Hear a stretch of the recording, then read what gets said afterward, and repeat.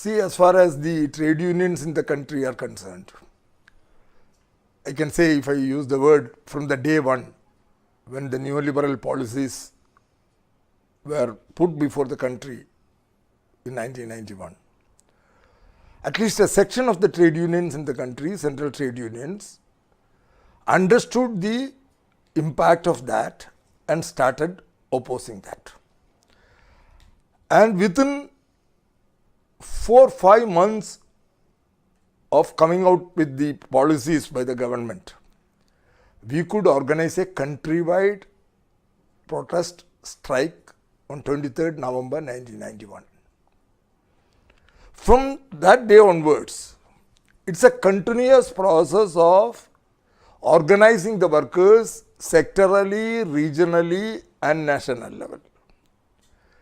It is various sections of the working people affected by these policies have been on struggle. Whether it is public sector workers, whether it is the private sector workers in general, organized sector, or the unorganized sector as a whole, or the huge millions of scheme workers in the country who are working for the government of India in various departments. And so all these were happening. And so up to 2008, there were 12 strikes, countrywide strikes. And by that time, after that, the situation became so critical that even some of the trade unions, the major trade unions who were not with us in the struggle, were prepared to come together. And by September 2009, we could have a national convention where all the 11 national central trade unions recognized by the government as central trade unions should come together. We could, and along with central trade unions, there were independent national federations working in all the critical departments of insurance, bank, defense, etc. Even the railway federations supported us, but they were never part of the strike because their contention is that they cannot go for a one-day strike in such a big country. People will be put to difficulties like that. And so all others, including the government employees, state government employees, central government employees, we were together. And from 2009 till 28th August 2015, all these 11 central trade unions were together.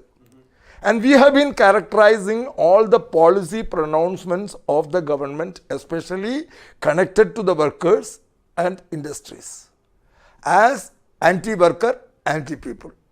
All the resolutions in the conventions at the national level characterizes the policies of this government, whether it is of the UPA government or the NDA government. And so NDA came into power only in 2014. And so before that, the UPA government was also following. And for us, it is from 1991, whatever is the government, whether it is United Front government, NDA government, or National Front government, or the governments for a few months at the center, all the governments were following the same policy prescriptions. And that is why the trade unions were not worried about who is in the government, but we were all taking up the issues of the policies, and our struggles were against the policies. And that is how we have been trying to mobilize, as I told you, sectorally, regionally, and at the national level. Can you speak a bit about the preparations that C2 has done Yes. towards 2nd September? Yes. See, last year, 2nd September 2015, that strike, unfortunately, Bharatiya Mazdoor Sangh, BMS, stayed away from 28th August onwards. That's why I said up to 28th, they were all together campaigning. Then suddenly they said the government has to be given some time because they are giving some assurances. Other than BMS, all of us said it's all vague statements. On the eve of the strike, only 2 days left, 3 days left, we cannot accept that. And so that strike, where 15 crores of workers participated, I can tell you the real assessment done by us is at least 40% of the workers who went on strike last year were non-unionized workers. That is, we reached out to them telling about the impact of the policies and they joined us in the strike. And After that also, we have been telling the government, okay, we went on strike on 2nd September, the government should continue to talk to us. They had formed a committee with Arun Jaitley, finance minister, as the convener. A cabinet subcommittee was formed. That subcommittee, we wanted them to talk to us. Immediately after the strike, we wrote to the government. But till today, they have not called us for a discussion. And so, because of the elections to the 5 states, we had a national convention on 30th March in Delhi. And then we decided the same 2nd September, it will be a repeat action with far more participation. And after that, in the non-election states, our campaign started in the month of April, May itself. And CITU independently, we had a campaign from whole of June. May 30th onwards, we started 1 month campaign because of the elections. May 30th, foundation day of CITU. We were entering the 47th year, 46 years completed. And so from that day, 1 month independent campaign by CITU. And simultaneously, we were having state level conventions along with others, local level convention, sectoral conventions. And so this time the mobilization has been all public sector, all the central trade unions together. We had a convention in Hyderabad, public sector unions, and coal unions separately, steel unions separately, transport unions representatives meet separately, electricity unions separately, all the scheme workers separately. Like that, all the trade unions together. This for CITU and for every other organization also, it was going like this. Independently, they are conducting a campaign, and jointly, we are also conducting a campaign. Every organ, not only CITU, AITC also had their independent campaign and joint campaign. And so this was simultaneously going on, and by now I can say the country is fully prepared for the strike. Comrade, you mentioned the last strike had the participation of up to 15 crore workers. Yes, yes. Do you think this year it will be more? Yes, this will be surely more, because last 1 year, what we have seen is the government, in the name of ease of doing business, has been going ahead with these reforms, a blind attack. See, they are not worried about the workers are going on strike, they are demanding. What they are worried about is just, see, when all these are going on, last month, this month, 3rd or 4th, the government has notified changes in the, yesterday only I got it, because when they publish something in the Gazette, they don't inform the trade unions also. Some of our people found it, and yesterday night I got it. The employment standing orders, some amendments have been, draft notification has been given, giving us 1 month to express our opinion on that. Now we have only, it will be over on 4th September. What are the amendments? First time, there was a proposal earlier, NDA government did that. Fixed time employment. And so you can be, or I can be given an appointment order saying that you will work for 1 month, 1 year, or 2 years, or 3 years. After that, without anything, you can be just asked, your time is over, you go. This is the type of things that are happening. I am just giving you the latest example. But can you give us a sense of numbers? How many people you think will? No, I see, now I can only say, we had 16 strikes from 1991. From 1991, all the strikes were bigger than the previous one. That only.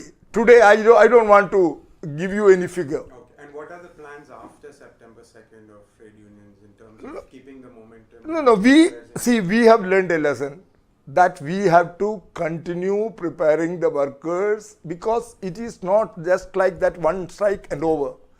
Our issues are of continuous nature. It is linked to directly linked to the policies of the government. And so, whether it is the control of prices, universalization of public distribution, or the minimum wages, or creation of employment opportunities, or the social security, or the minimum pension, or right to organize and right to collective bargaining, ILO's conventions, or labor law amendments, on all these issues, yes, it is a continuous affair. UPA could not do it because of the political atmosphere and the coalition nature of the government. And now NDA with their individual majority in the Lok Sabha and the maneuvering and on all these issues, it has been very easy for the government, whether they are in opposition or ruling party, to get the supporters of other parties.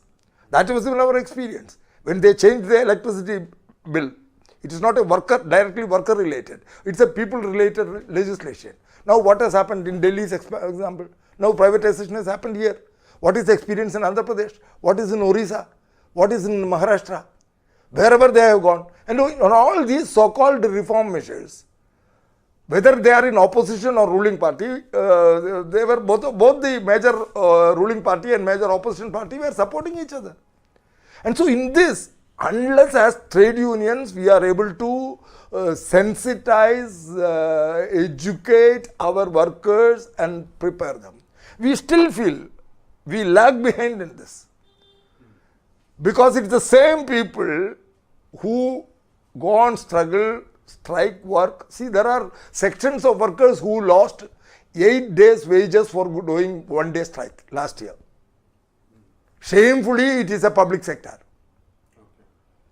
An oil company in Visakhapatnam, they cut 8-day wages. Till today, they have not got it back. It's an illegal thing. And again, those workers will be going, it's a threat. And so, despite all this, arrest, jail, pay cut, victimization, transfers, despite all this, the number of workers are increasing. But it is the same workers, if you see, politically voting for a change in the government, and this NDA replacing UPA, NDA has come, where the Prime Minister said the policy paralysis has to be ended. The Prime Minister designed it, Modi, before the election. And people thought policy paralysis, they did not understand what it is. And the policy paralysis was go ahead with all the changes which the previous governments wanted to do, they wanted to go ahead. And that is why within months of coming to power, they were ready with various proposals. It was there, almost ready, or the employers' organizations have got everything ready and it was presented to them and it was put before the parliament. But because of the resistance of the workers, they could not do it as they wanted. And that is why, even if you don't ask me, there is a question that what is that after 16 strikes, what you have got? Or 17 strikes you are entering, what you have got? Yes, we have been able to put hurdles on that. The speed with which 1991 they wanted to go, until today, the public sector has been saved, the workers' rights has not been taken away fully, or various other issues, we have put the government on the hold on various. And so this is the thing. Yes. And so we expect larger number of workers from various sections. In between, there have been a lot of struggles by sectorally. 29th July, there was bank workers and bank employees and officers on strike. BSNL workers have gone on strike on many occasions, demanding save BSNL. Public sector workers are going on strike saying that save public sector, save India. And so we have linked all this, and this struggle will continue. 2nd September will only be one step or one more step in our long drawn struggle. We expect it, at least CITU expects it, and many other central trade unions and national federations will also agree to this. It's going to be a continuous struggle. 25 years of neoliberalism has been challenged by the working class of this country. And our struggle in India, our working class struggle, is a very important component of the international struggle against these attacks on the working people.